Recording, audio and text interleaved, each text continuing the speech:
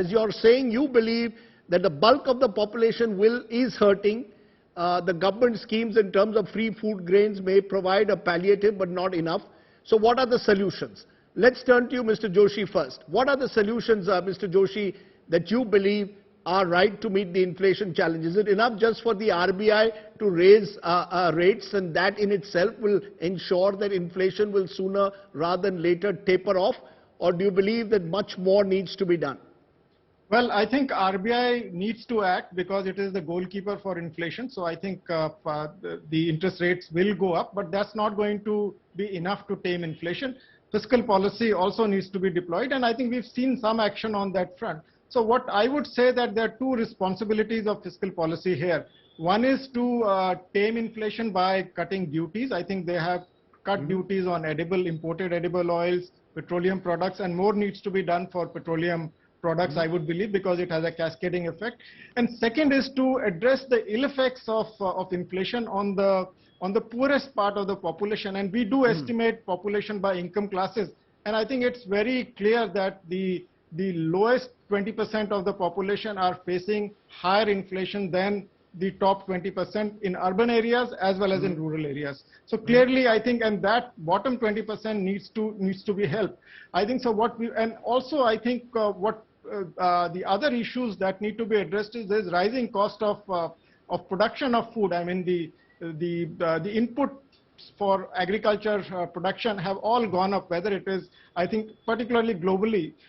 So you need to shield the farmers against the pressure on imported fertilizer prices, etc. So which means rising subsidies for fertilizers as well. So I think all these measures need to be deployed, and some of them are being deployed to address the inflation and its ill effects.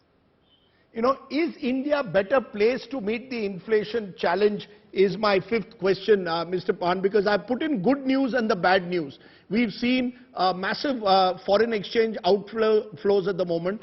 At the same time, we are among the larger economies growing, albeit from a lower base because of the recessionary years of COVID, but we are growing faster than most other economies at the moment. You've got GST collections up, but at the same time, there are genuine concerns over jobs and incomes, as I said. Are we in a better position to tame inflation than many other countries in the world, or do you believe we also have a long struggle ahead? I believe we have a long struggle ahead, and I think the simple reason is that the inflation that is manifesting today is food and fuel. Food in the headline CPI itself is 47% plus fuel. So these actually form bulk of the inflation. So the inflation is more global, and the cascading effect of that on India is being felt. So that's point number one. Second, in terms of taking Dr. Joshi's point forward, I think the fiscal has a lot bigger role to play in the current scenario than the Reserve Bank of India. I understand that there is a 6% explain that to our viewers who would want to know, when you say fiscal has an important part to play, what would you expect the government to do? Yeah, so the first thing obviously is that the government needs to move ahead and, as Dr. Joshi also pointed out, cut the taxes. So I'm specifically mentioning about the excise duties that they collect on petrol and diesel. So it is not only the center that needs to reduce the taxes, it is also the state governments who need to participate in the process of providing that comfort. Important part is the diesel, because diesel has a lot of sort of second round effect in terms of increasing logistics costs. The other important part is obviously the coal and the impact of that on, say, steel production. So those are some of the cascading effects that I think the government should be able to sort of contain by absorbing a part of the pressure within the budget.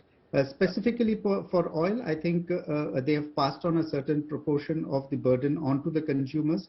They need to cut the excise duties. That's the second part. And the oil marketing companies possibly also needs to share in the burden at this point in time. You know, so I can tell you the oil marketing companies have just written to the government saying that they are being forced to hold on to prices for the last month because that could take inflation up even further. Mr. Bhattacharya, do you believe that it's possible to cut excise? Does the government have any headroom, given its revenue situation, to cut taxes on fuel? Rajdeep, every rupee cut on excise on petrol and diesel will cost the government 16,000 crores. Every rupee cut in petrol, in excise on petrol and diesel is 16,000 crores. The government and for the state governments it's an even further loss, because state taxes are what is called ad valorem. So I mean it's based on the proportion. The excise cut is just a 1 rupee, etc. There is probably, I agree with my fellow panelists that there is a need for the government to try to control inflation by cutting taxes, customs duties here and there, but the space is very limited. Because remember, all your subsidy costs have increased. Fertilizer subsidies will have probably doubled from 1 lakh crores to 2 lakh crores. And with the monetary policy, with the RBI coming in and trying to slow the economy down, even revenue collections, the corporate tax collections that saw us through in FY22 last year, even that is likely to slow down. So yes, the fiscal side, the government, both the center and the states will certainly have a role to play, but the space is getting increasingly limited.